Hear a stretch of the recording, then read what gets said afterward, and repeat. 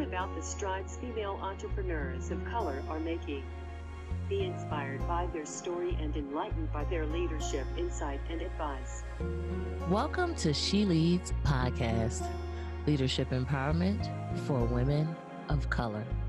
I'm your host, Nicole Walker, and this is Season 6, Episode 12, entitled Therapy Helps Your Business with Elizabeth Davis.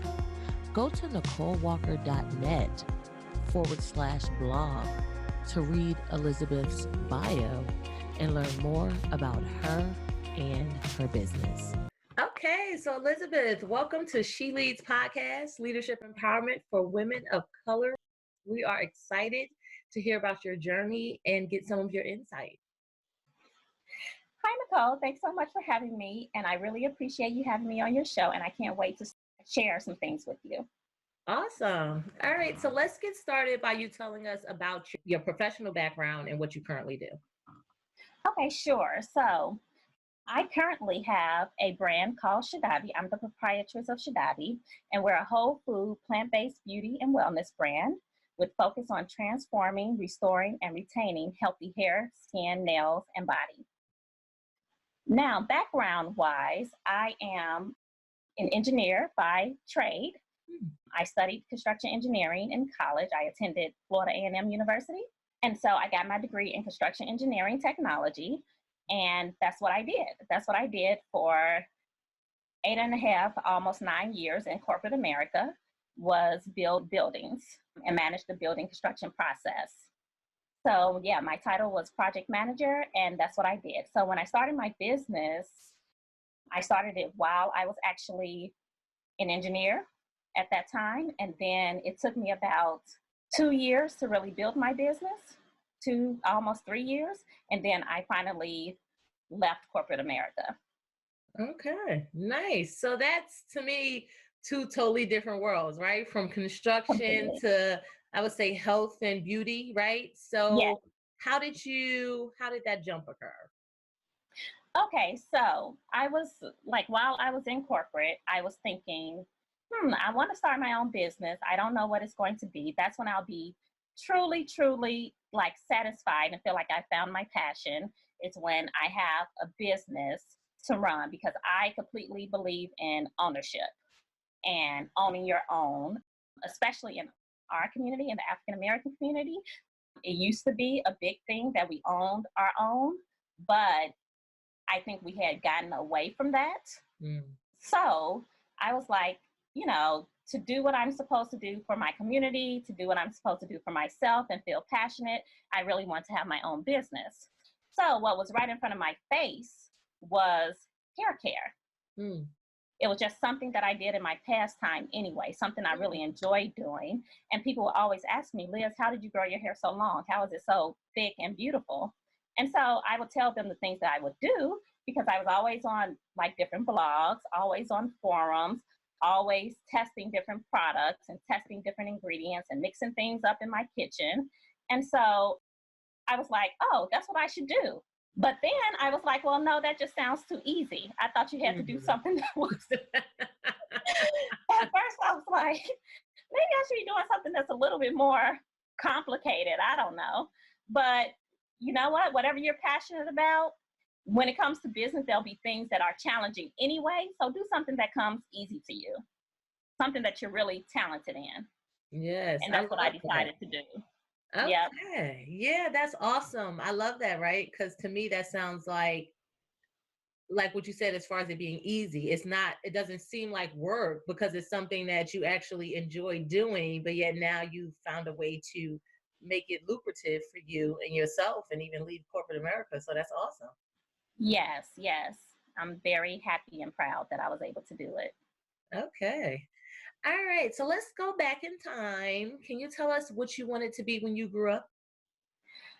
Well, I'm just thinking back, like when I was younger, the different like roles that my cousins and I would play.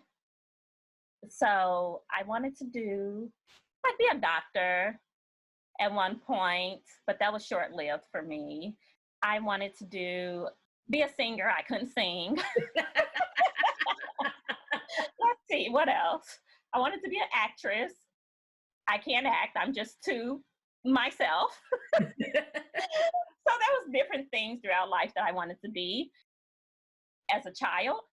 But the one that really stuck with me was architecture and building. Yeah. Like when I was in high school, I started getting into that, and I was like, well, I can do this. This is fun. It's creative. And I decided that's what I was going to do when I got to college.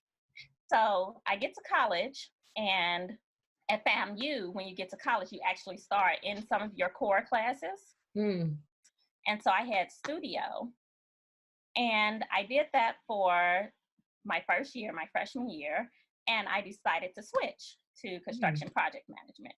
I was for sure in all of high school, I was like, no, I'm just going to be an architect and that's it. And then I decided to switch because it just seemed like a more social position. Okay. What else I really liked about it was that you learned how to manage people, manage places, and manage things. And that's something I enjoyed to do because as a child, my aunt actually used to call me mama because I'm bossy.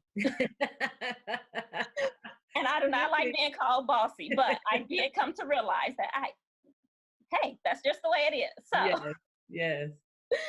I own it now, and now I'm a boss of my own company. So I'm happy. Good for you. I love that. I love that too, because even though like with your business, you're not doing construction, right? Project management to me goes across all levels. Like that's always needed, so I'm sure that you see those project management skills showing up in your business as well. Yes, it's very transferable skills for sure. Yeah. It applies to any business. And so I thought before I started my business, I was thinking, well, I have to go and get a business degree. I have to go and get an MBA. I have to do this or do that just to actually start a business. But really, there's already transferable skills that you can utilize in your business. Yeah, I agree. So that's what I decided to do. Good for you. Yeah, I think too, that's just maybe fear, because that's what I did to myself. I told myself, oh, no one's going to take you seriously if you don't have an MBA, so I went back to school and got my MBA, and that was quote unquote what I needed. But then I found myself 2 years later still doing the same thing. So then it was like, okay, Nicole, this is what you said you needed, what are you doing? So it's like we put all these hurdles in front of us that's not necessary, right? So I love that. I feel like even life skills can be transferable, right? For sure. And we find ourselves procrastinating and talking to ourselves negatively. So negative self-talk. And that's really something that people should work on, especially when you're starting a business, is working on your mindset. I'm very talented, and I really feel like anyone in the world can have talents, right? Especially as African Americans too. We are very talented people. However, it's really the mindset that will get you to where you want to go. Because in business, not only do you use your own talents and your own vision, you can hire other people for their talents and their vision. Yes, good point. Good point. All right. So tell us about a pivotal point in your life and how it shaped who you are today. Okay, a pivotal point in my life. Let's see. Let me give a good example. I think I have a few. So I'll go back to corporate America and go back to the mindset thing. So when I was in corporate and working my 9 to 5, which was really 6 to 6, everyone around me, their main thing to do was project management. That was what they did. Everyone around me at the time, especially in 2014, when I thought of my business, was 2014, and really just put it on paper that this is the business that I'm going to do. Okay. And so when I thought of it, none of my friends had businesses at the time. Like, kind of being an entrepreneur now is a popular thing, and it's more information that you can access. But before, in 2014, it was not so popular. Okay. Most people were working corporate. And so I had to really focus on shifting my mind by what I was reading and what I was entertaining. Okay. And so I would go online and read more about other entrepreneurs, read about, and usually these entrepreneurs were not even in my age group at the time, because I'm reading about people like Steve Jobs Okay. and all these people, how they started their business. Mm-hmm. And then I also had to stop doing some of the things that I was doing to be able to save my money and put my money aside. Because I don't know about you, but when I was in corporate America, I noticed that what you're getting paid is, okay, you're getting a great salary, you're getting a good amount of money. However, to start a product-based business is very important to have a savings. Okay.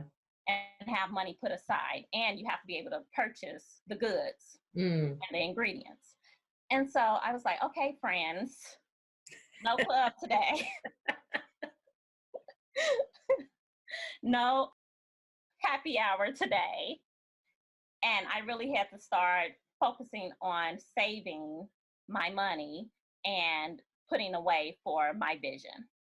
Okay. Which was challenging to do because nobody else was doing it at the time. So yeah.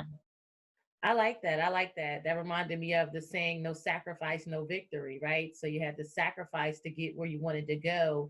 And I agree with you. I feel the same way when I started this podcast, is like the people I was surrounding myself around weren't thinking the way I was thinking, or headed in the direction that I was looking toward. So it felt a little lonely. I kind of didn't even realize this whole other community of people existed until I decided I wanted to be this other person, and then of course, like you said, though, it's a little more populated. But still, if your mind isn't in that zone, you'll never know about this other population, regardless of whether, it's a lot of people there or not. You have to get your mind there before you can even get there. So exactly. You have to have vision. And then I noticed that as a business owner, you have to be a leader.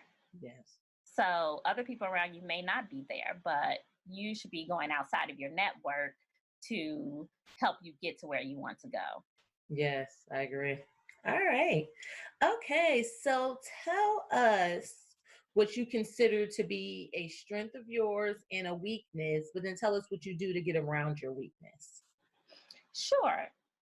Okay. So what I consider my strength is my vision, my creativity, and my management skills. Okay.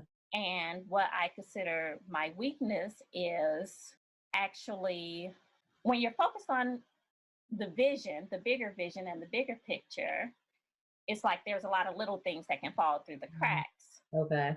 And so that's my weakness sometimes, is because I'm like, okay, I just kind of put too much on my plate.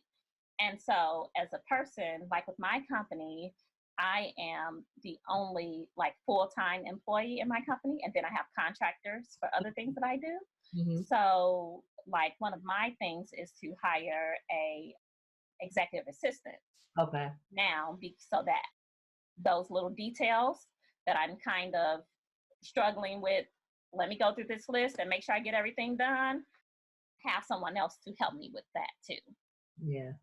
Okay. Thanks for that. I love that. And that's part of the reason why I asked this question, is to let people know, like, we all have weaknesses, but the goal is to figure out how to get around it. We have to accept who we are and figure out ways to get to where we want to go with our shortcomings, right? So exactly, because I always just say hire somebody that's good at something that you're not good at. Yes. Like for me, like digital marketing, I don't do my own digital marketing. I'm not good at that. Okay. So I hire somebody else to do that. I'm not a photographer. I can take some photographs, I can record some video, but it takes me a little bit longer to get set up and get to where I'm going, rather than hiring a professional to be able to do that. So I always say, hire a professional. Okay. Great advice. All right. So tell us what you're currently doing to improve yourself personally and or professionally. Okay, sure. So to improve myself personally, I am currently working out. because I've kind of let that fall to the wayside since I've been working from home as Okay. much. It's like I don't want to leave the house as much. And I just said, well, we're on quarantine right now. So my life is already quarantined, technically. My life is already on the internet because I'm an online entrepreneur for the most part. Most of my products are sold online and everything we do is like through email or online. So I'm definitely trying to continue with my workout schedule personally. And professionally, I think this works for personal and professional, is to start going to therapy. Okay. And so I actually did that before I started my business because it helps you work on like your cognitive distortions, like we were saying, like, oh, I can never do this, or this is too difficult or too big to do.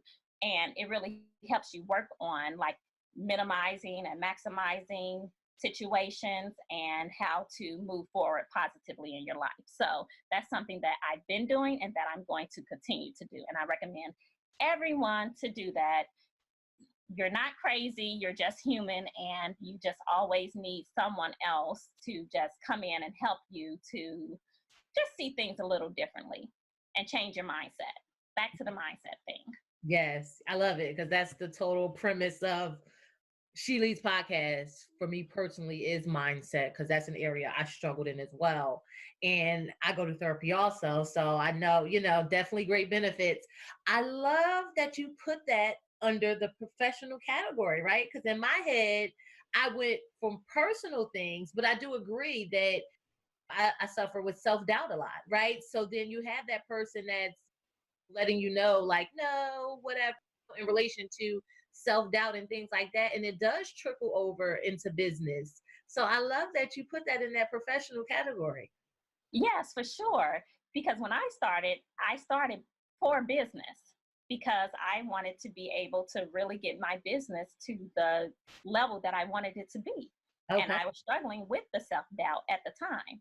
Okay. And so that's where we really started. But at the same time, I don't know if your therapist talks about this, but it's like the wheel of life. There's like different things in life and they all come together. Okay. So you have the professional, you have your vocation, your career, you have your health, you have family and friends, you have intimacy, you have social life. All of these things come together and they create a whole life. And it's like, where are you at on this scale of each of these things? And how can you work to improve it? Okay. Yeah, no, we haven't covered that yet. But look, you about to have me say, y'all ain't doing your job. Look, I need to know about the wheel. No, I love that though, right? Because we are multifaceted people. That's just like if a person's a workaholic, you're not paying attention to all other aspects of your life. So I love that, paying attention to each aspect and where it falls, like you said. Yes, for sure. That's awesome. Oh, thanks for sharing that. Okay. You're welcome. All right. So do you have a morning routine? And if so, can you share it with us? Yes, I do have a morning routine. It's pretty simple. So, the first thing I do when I wake up in the morning is, or when I'm coming to, like, I'm a person, sometimes I hit the snooze button, sometimes I don't. Okay. But before I get out of bed, the first thing that comes to my mind and that I do is I thank the Lord. Yes. And I thank God. And I say it over in my head like multiple times, like 10, 20 times while I'm lying there. The next thing I do is, and I know people say don't do this, check your email, but I check my email. Okay. And the reason I do that is because just in case someone emailed me and I could give them a quick answer, I'll reply to that right away. And then anything that's I feel like is going to take me a little bit longer, then I just leave that, mark that as unread, and I go back to it when I get to my desk. The next thing I do after I get myself ready for the day, like of course brushing your teeth and all that stuff, is I go and get my handy dandy glass water bottle. I make sure I fill that up. I take my probiotics and my vitamin D, and I get to work. Okay. So when I get to my computer, the next thing that I do is I meditate for 15 minutes. Okay. And so I have like this little meditation music that I listen to, and it's only 15 minutes long. And I'm just thinking positively and thinking about how I want my day to go. And then I read, I have a list of positive affirmations that I read. Some are biblically based, and some of them are like quotes from business women and men that I just have found to be very helpful in getting my mindset together. And then I start working. I love that. And I love that. And I love like just like what you said, like some people say, don't do this, right? And what I like about this question is your morning routine is yours, right? Like everyone, people are different. Like you got to try stuff to see what works for you. And yeah, maybe answering emails doesn't work for some people, but like you said, you get the easy stuff out the way. That way you can focus more on what takes more time later and just finding what works for you. Yes, for sure. Now you led right into the next question, which is asking about positive affirmations. So can you share your favorite one with us? Well, it's like I don't really have a favorite one, and it's kind of my thing is my favorite one is depends on what's going on in my life at that time. Okay. So it kind of changes up. But I do actually have a favorite poem. Okay. And I can read it to you. Okay. Okay, so this poem is called My Wage, and it's actually on my wall. I have a wall in my office that's like a dry erase wall. And so I write on here like my different goals for the year and things like that, so I can always see them, and I can just look straight at my wall and see them. So like this poem is on my wall. And this poem is called My Wage by Jessie Bell Rittenhouse. And it was written like, I think over 100 years ago, almost 100 years ago, but it's still applicable today. Okay. Because they say there's nothing new under the sun. At all. Right. So here it is. I bargained with life for a penny, and life would pay no more. However, I begged that evening when I counted my scanty score.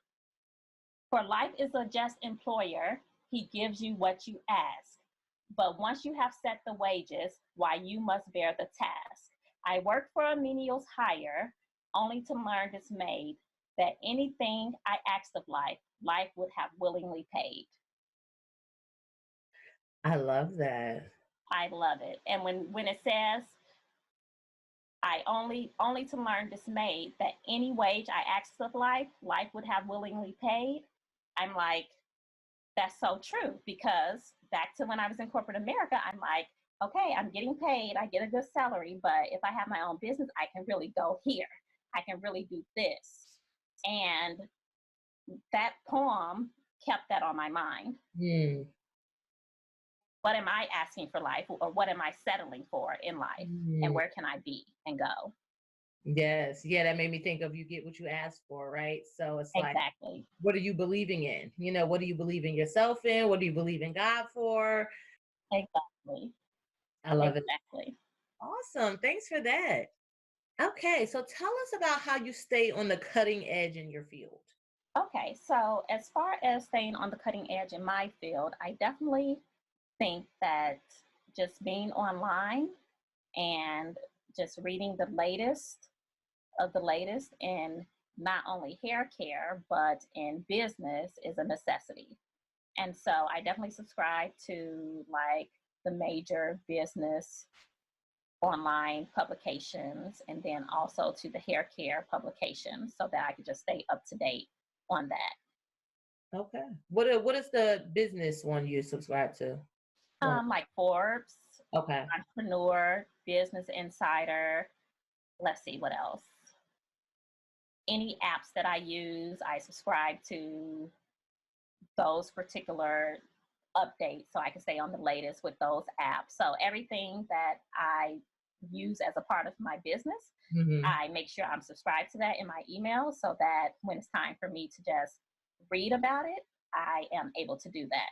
I've even subscribed to a logistics magazine recently because I'm trying to improve the logistics of my shipments and my supply chain. So yeah, things like that. Okay, I like that. Yes, be informed, right? Yes. Okay, so tell us about the toughest struggle you had to overcome and how you overcame. The toughest struggle I had to overcome. I think that just kind of goes back to the whole mindset thing. I think that Okay. was the toughest for me.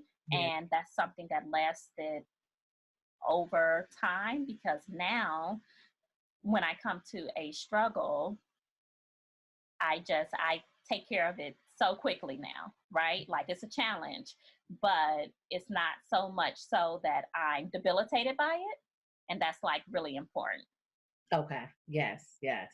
All right. Do you have a leadership principle or practice that governs your life? And if so, can you share with us? A leadership principle that governs my life. Sure.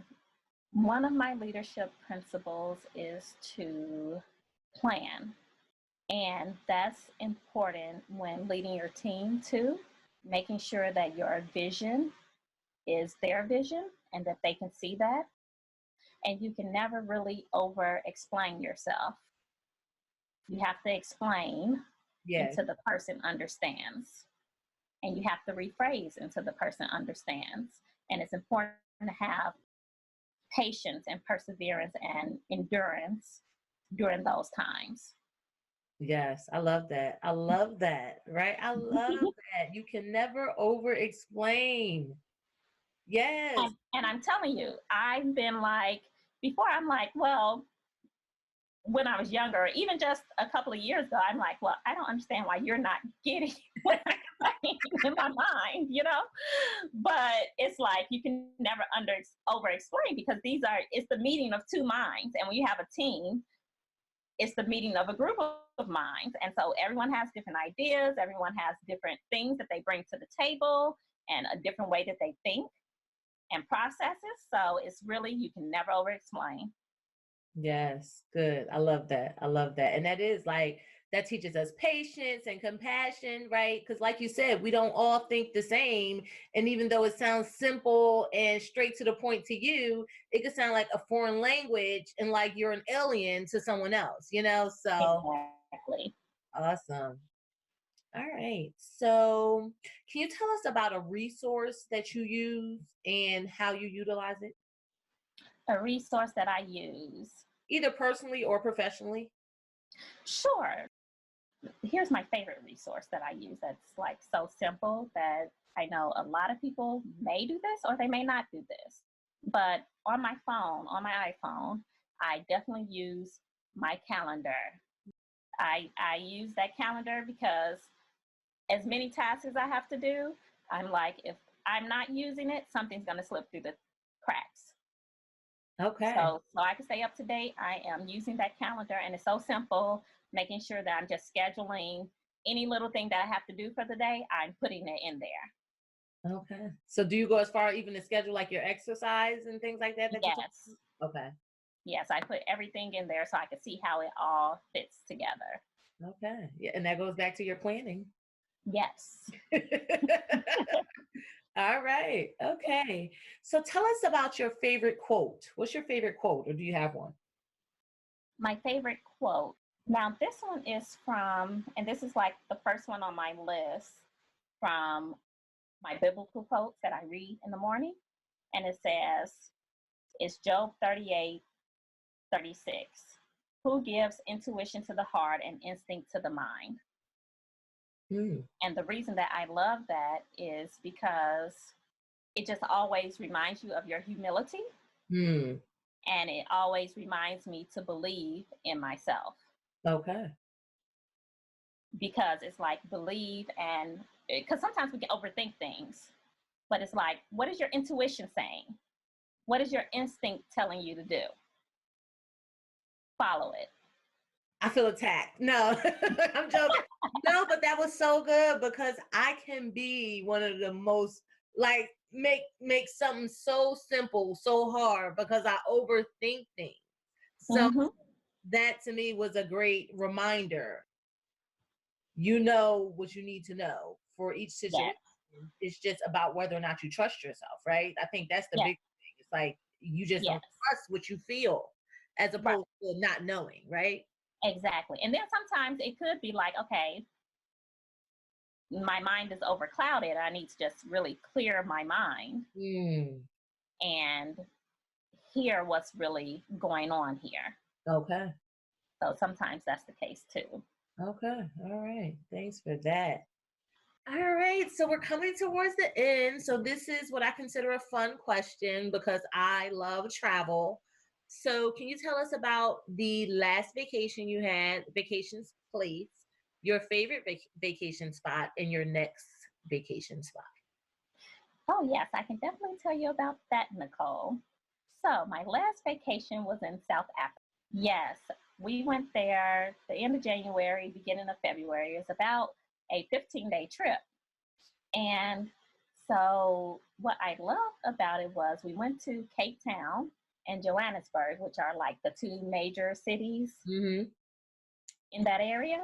And so it was just so beautiful. It was gorgeous. The oceans look different than they look here in America. And I was amazed to see, now I did not know this, and I'm like, should I admit this or not? But I did not know that in Africa they have penguins. You know what? My cousin went there and I saw her putting pictures of penguins. I didn't know either. Don't feel bad. Look, unless you know, how would you know if you haven't done research or you haven't been, right? So exactly. But I thought penguins were only like in the North Pole or in Alaska or the cold areas. But yeah, there's penguins in South Africa, and it was just so amazing learning about the history with Nelson Mandela, and then meeting the people, and people are so happy like to meet you. And then I always think it's so nice because they always say, welcome home, my sister, because they know we're American, or welcome home, my brother, because they know we're American, but they know our heritage is from Africa. And I think it's beautiful.